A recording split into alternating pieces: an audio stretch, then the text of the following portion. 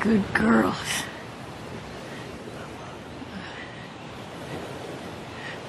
Don't leave us.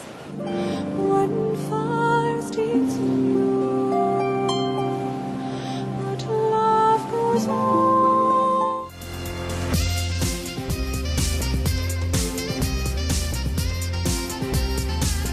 Hi, Canada. This is John McCook from The Bold and the Beautiful. Hello, Canada. It's Jennifer Garris from The Bold and the Beautiful. Hello, Canada. Sorry, I couldn't help that. John Candy always taught me that. I am Allie Bean from The Bold and the Beautiful, and good on ya. That's Australian, but stay warm up there. You'll never guess who just called. Stephanie, she asked about you. Did she? These tributes to Betty White, all of them focus on her comedy, which is perfectly appropriate. Decades and decades of that. But I think it's great for us to take a look at the drama she accomplished with us. I'm thrilled. I love Betty so much, and it was such an honor to work with her. And I'm just thrilled that she's being honored in so many different ways on her birthday. I just think it's great. She's a legend.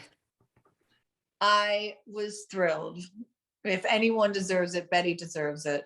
And I'm thrilled to be part of this, actually. Thank you. It was really an honor to work with her. And she's truly an inspiration for everybody, but especially me.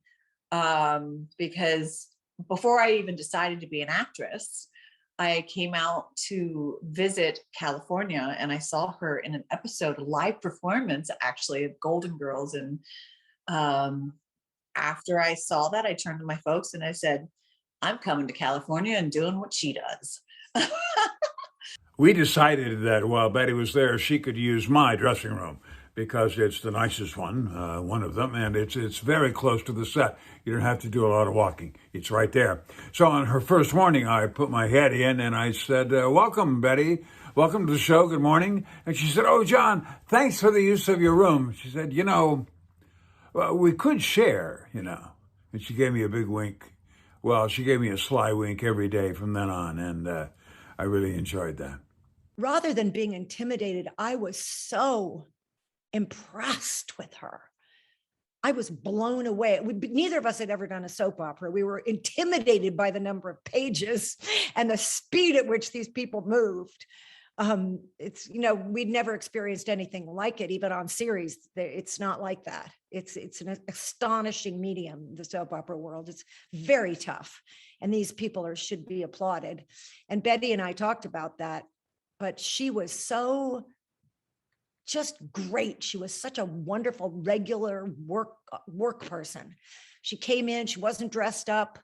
She didn't care what anybody thought about her, but she cared about everybody else. She got to know the name of everybody on the crew, said, hi, how you doing? The first time I saw her was in the makeup room. She was chatting with everybody, cracking jokes with everybody. And she had a lot of pages that day. So she and I got together to run lines, and she said, honey, do me a favor, memorize my lines too, okay? And I went, okay. Because I didn't have that many for the first 2 days. And she goes, so if I don't remember it, just, throw it to me so we can keep moving for Susan's sake, because it was really a story about her character. So I did memorize Betty's lines, and with her in the room, because I ran lines with her. And then she said to me, I'm going to teach you a trick. If you don't like the take, just throw the F-bomb. They can't print it. I was new to the show, and it was a little bit intimidating working with her. But I think Betty knew that I was a bit intimidated. And so she comes waltzing onto set, just saying her one-liners, joking around and making everybody laugh and putting everybody at ease. She had that talent to just kind of bring herself to your level and because look at her, she's done everything, and put you at ease, and just, you're not nervous after that. After you laugh, you're just not nervous. So she had that special talent to do that.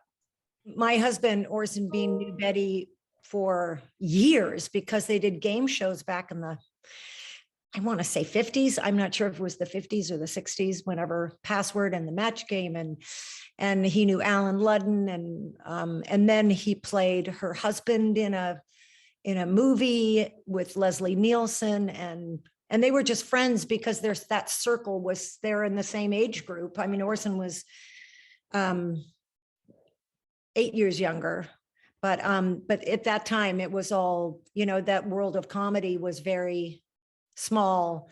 I mean, the great comics all knew each other, and he and Betty loved each other, and we would run into her here, and then we went to her house, but we also ran into her at this great old place called the Golden Bull up in Malibu, which was a steakhouse. It had great roast beef, and Betty would sit at the bar with all these old men who just adored her and drink martinis.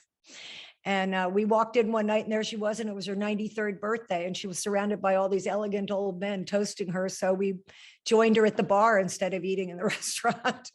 It was a great night. Life is what you make it. Que sera, sera. Good to see you again, Eric. Take care of my daughter. I told you. This isn't about changing her. And no, your nap can wait. Your daughter has something to say to you, and you're going to listen. You're going to hear what Stephanie has to say, whether you want to or not. You would think that any rumor about an on-set romance between Betty and me would have been started by her. But in fact, I started those rumors, and they still persist. I was very sad, although she had such a great life. I'm sad she didn't make it to her 100th birthday, but she's been having a tough year, as probably everybody knows. So sometimes it's, it's better than being ill and being alone. And she couldn't really see anybody because of COVID, because she was ill in the last time, the last months. Although sad, what a celebration to be almost 100 years old and living a life like she lived.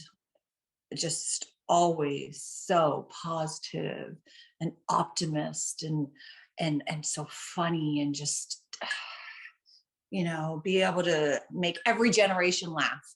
Everybody in the world appreciated Betty White. So, I mean, of course, as sad as it is, it's also something to be really celebrated. If we could all have a life like Betty White, that would be amazing.